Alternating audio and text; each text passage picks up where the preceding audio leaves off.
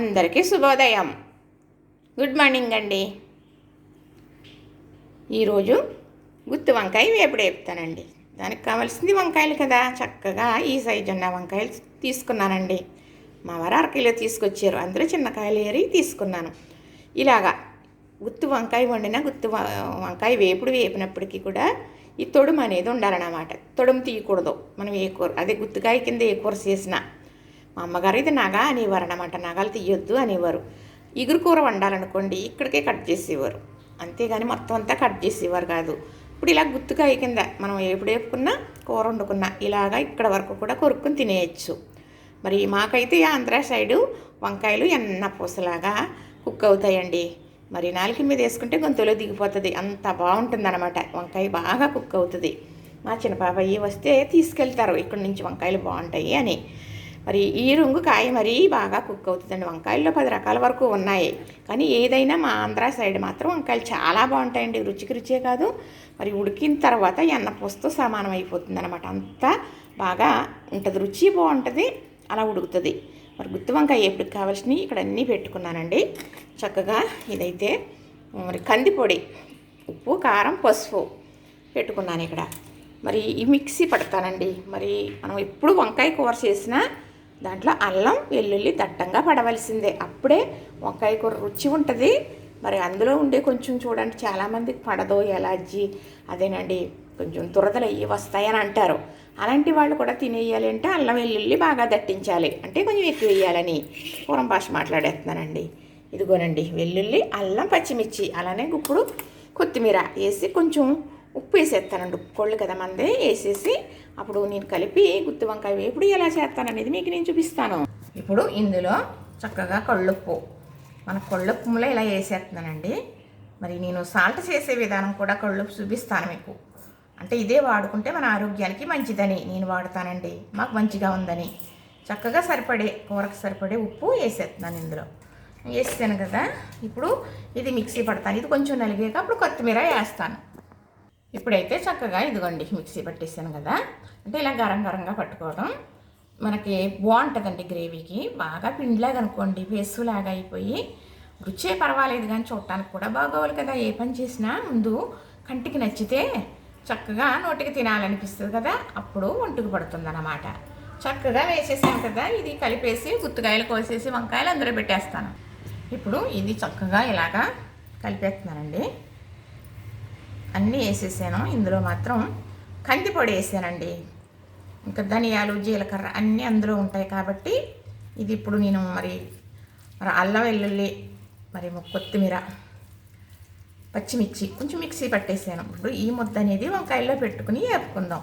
మన ఇంట్లో ఆల్రెడీగా కందిపొడని మరి ఏమన్నా పొళ్ళు ఉంటాయి కదా, మనం అన్నీ అదేనండి ధనియాలు, జీలకర్ర, ఎల్లిపాయలు వేసిన పొళ్ళు ఉంటాయి ఇంట్లో.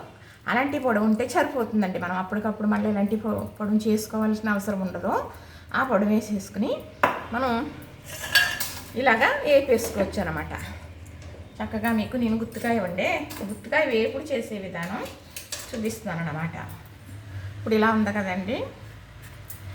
ఏదన్నా చిన్న మచ్చే ఉందనుకోండి, మరి దానివల్ల మళ్ళా లోపల పుచ్చుంటుంది, చూసుకోవాలి. ఇలా కోసేసి ఇదిగో ఇలా చూసుకున్నాం అనుకోండి, ఇదిగో పుచ్చుందండి, ఇది పుచ్చుంది. అప్పుడు చాకుతో సహా కడుక్కొని మళ్ళా మనం చేసుకోవాలి. ఇప్పుడైతే చక్కగా కట్ చేసానండి.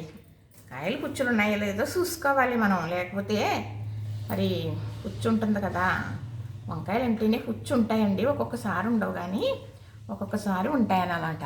చక్కగా ఇలా కాయ నిండా మనం తయారు చేసుకున్నాం కదా, ఇందులో ఉప్పు, కారం అన్నీ వేసేసానండి. చక్కగా ఇలా ఉంది కదా, ఇలా వేయించేయడమే. ఇప్పుడు ఇలా పెట్టేస్తానండి, నూనెలో అలా పెట్టేస్తాను అన్నమాట. చక్కగా కలిపేసానండి. ఇది ఇలా కలిపేసాను కాబట్టి మిశ్రమం ఇలాగా మరి పుచ్చులు ఉన్నాయో చూసుకుని చక్కగా కోసేసాను. ఇదిగో ఇలాగే పెట్టేస్తానండి. కాయలన్నీ కూడా ఇలాగే పెట్టేసి చక్కగా ఇలాగా వేయించేస్తానమాట. ఇది వేగితే మరి ఉంటుందండి, చాలా బాగుంటుంది. దీనికి చెప్పాను కదా, కాంబినేషన్ పప్పు చారు కానీ చారు అయితే రెడీగానే ఉందండి.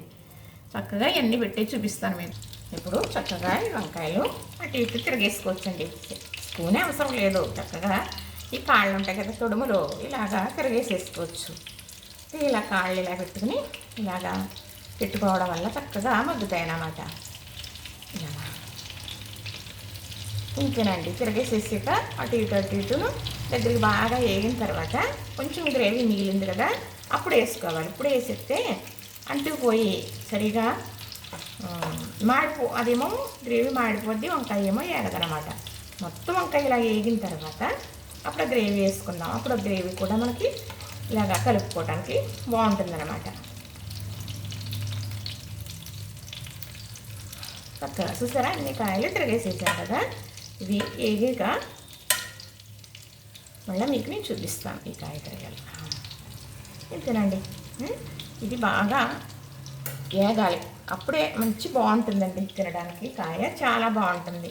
ఏంటంటే నేను ఇలా మనం మా వరకే రైస్ కానీ చేస్తున్నాం, కానీ అలా ఉట్టికాయ కూడా తినేయచ్చండి, అంత బాగుంటుంది. మరి బాగా సిమ్లో పెట్టుకోవాలి. గబగబా ఉడుకుకోవాలి అంటే వంకాయ కన్న మారిపోతుంది అనమాట. నైస్గా ఉడకాలి, మంట తక్కువ అవ్వకూడదు ఎక్కువ అవ్వకూడదు.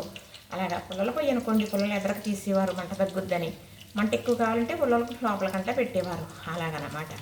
చక్కగా ఇలా కుక్ అవుతుంది కదా, చూపిస్తాను మళ్ళీ మీకు. ఇలా మూత పెట్టుకుందాం.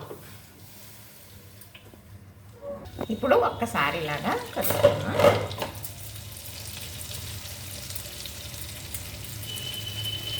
చక్కగా తిరిగినాయండి, మళ్ళీ అలాగా ఉంచుదాం. ఇప్పుడు చక్కగా మిగిలిన గ్రేవీ వేసేస్తానండి. ఇందులో ఈ గ్రేవీ మిగిలింది కదా వేసేస్తాను.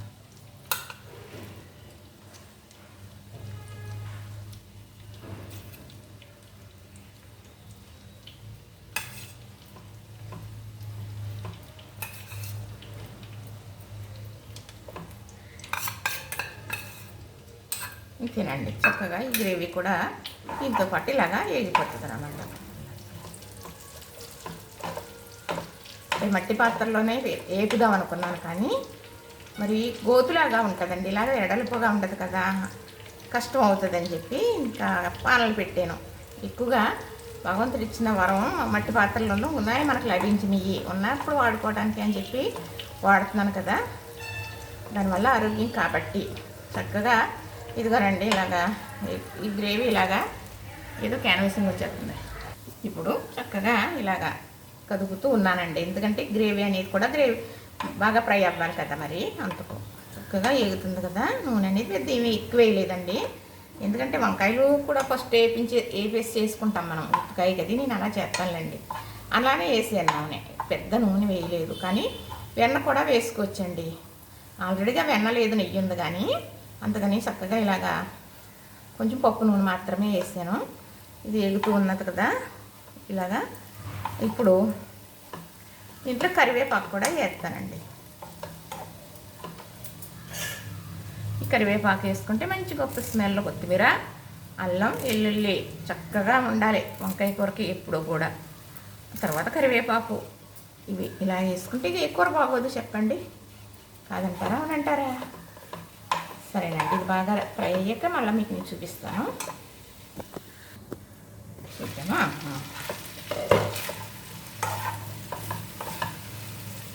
ఇలా వేగేటప్పటికి గ్రేవీతో సహా మొక్క ఊడొచ్చేస్తుందండి, అంత బాగా పూసలాగా కుక్ అవుతాయి వంకాయ.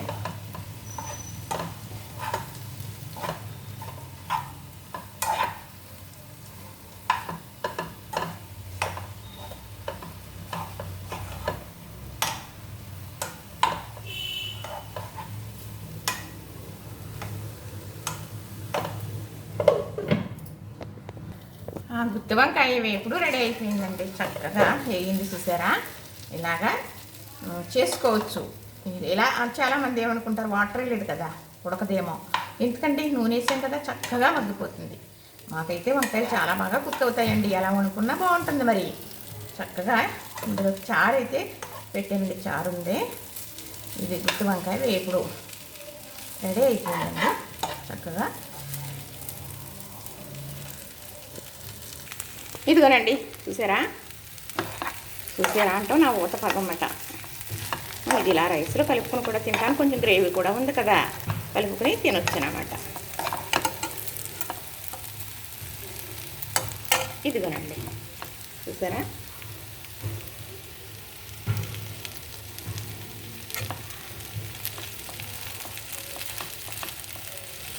చూసారా అంత బాగా వేగిపోయిందా? ఇంతేనండి, చక్కగా గుత్తి వంకాయ వేపుడు. ఈరోజైతే కర్రీ చూసారు కదా, నచ్చింది కదా, లైక్ చేయండి, షేర్ చేయండి, సబ్స్క్రైబ్ కూడా చేసేయండి.